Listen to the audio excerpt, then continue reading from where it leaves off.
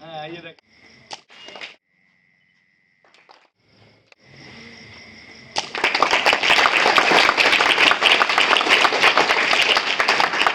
मंजिल घोर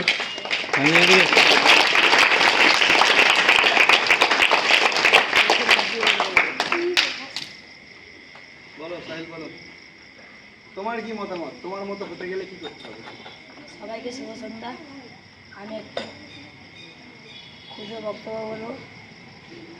নিজের প্রতি সবার প্রথম আত্মবিশ্বাস রাখতে হবে।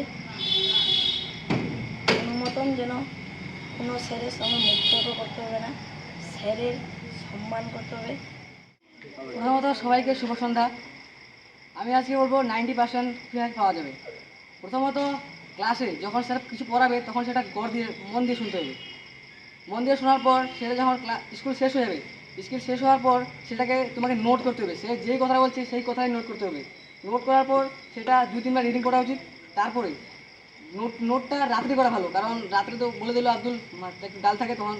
এখন ওই নোটটা পড়তে হবে। নোটটা পড়ার সময় সকালে যা কিছু বলবে সেই নোট বানাবো এবং সেই নোটটা সকালে পড়বো। আমার এটাই রুটিন।